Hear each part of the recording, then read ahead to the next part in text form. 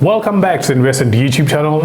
As I always say, this is a channel for successful property investors and future successful property investors. This is where you come every week to get a dose of insights on how to take the guesswork out of property investing. In today's video, we're going to be discussing a crucial topic of exit strategies in your property investing journey. Whether you're new in property or maybe experienced property investor, having the right exit strategy is something that is very, very key and paramount to your success in your investment journey. So now, let's get started. Many people underestimate the significance of having the right exit strategy when it comes to property investing. I mean, without the clear plan on how you're going to exit a property, you have a high chance of getting stuck or perhaps not being able to capitalize on opportunities.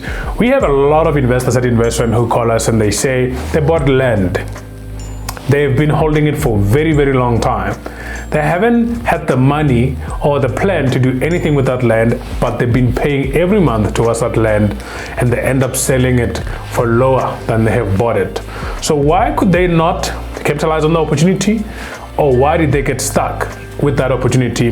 Is because they did not have the right exit strategy. Not having the right exit strategy is like setting sail without any destination, and that's something you don't want to do. One of the sayings that got stuck with me from my first ever property seminar was the saying that says, you make money when you buy. And that just speaks to your end goal as a property investor before you even start buying a property.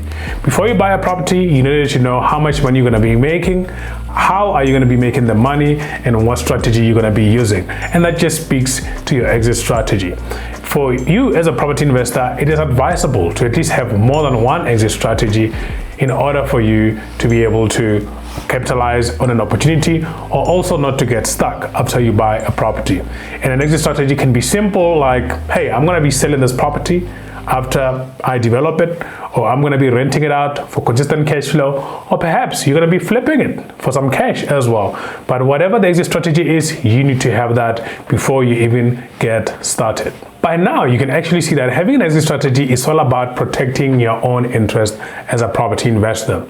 And you can see that having the right ones will actually mitigate your risk, because there is risk when you're investing in property, and also help you adapt to different market conditions, especially when interest rates go up, when there's high unemployment rates, or different things that can affect your tenants and your properties and your return at the end of the day. So one of the ways you can also protect yourself, especially when you're about to buy a property, is using conditional contracting. One of the ways to protect your interest is to use the resolutive clauses and also suspensive clauses in your buying of your property. A resolutive clause are conditions that, when triggered, can terminate or resolve a contract or an agreement. In real estate, these clauses can be used as a safety net, not allowing you to exit a deal if specific conditions are not met. For example, when a resolutive clause could state that if the property does not pass a satisfactory inspection, the buyer has the right to terminate or to receive the refund of their deposit. When it comes to the suspensive clauses, this is putting a hold on your contract until specific conditions are met. And the suspensive clauses, on the other hand, delay the effect of a contract until certain conditions are met. These clauses can make an agreement suspended until the conditions outlined within them are fulfilled. So these are some of the two clauses that an investor needs to understand and needs to know, and be able to use it to protect their interest when they are buying a property. So here's a video of one of our legal angels explaining this in much details and where they can be able to apply. So firstly, I would like to say that as property investors, you don't have to worry much about, for example, how many clauses, how many suspensive clauses you should have in your OTP, because a suspensive clause is a suspensive clause. So it suspends the operation of the contract until that future event has happened. Okay. Right. So the most important thing when we talk about exit clauses is when we're preparing ourselves that I would like to buy a property. I'm going to obviously make a mention of the property. I would like to buy a property, but I would like to buy a property on condition that this and this and that has happened. So that is why then when we put the exit clauses, we are saying, for example, we would want to do the due diligence, and then we don't want the due diligence, for example, because some people they generalize them, some people they become specific.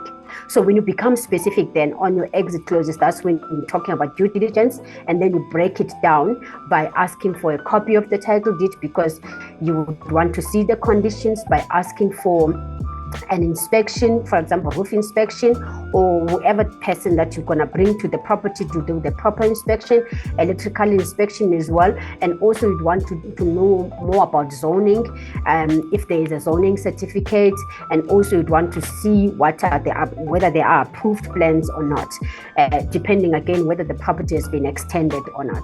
So those are the popular ones, I would say, that I've seen in most of these OTPs where the property investors are putting exit clauses.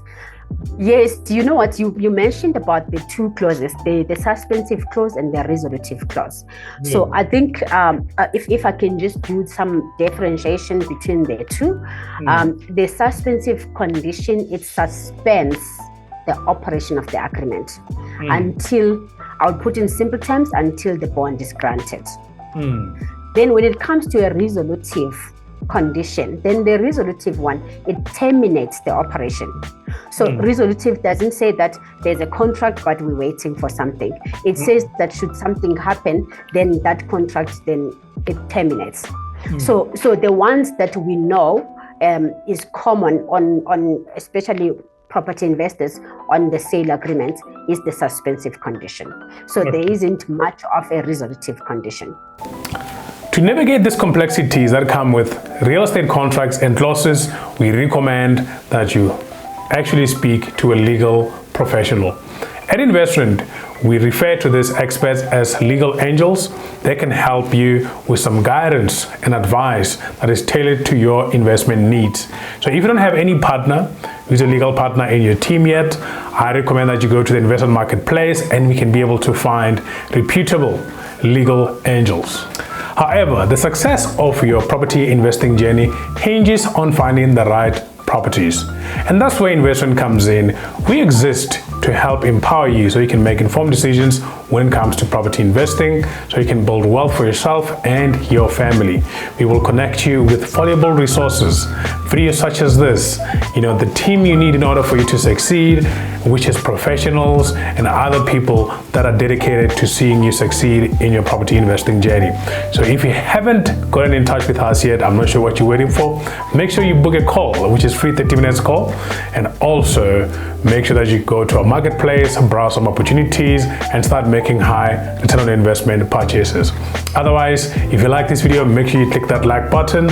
And if you haven't subscribed yet, I'm not sure why you're not doing that. Make sure that you subscribe and share this video with somebody who can benefit from it.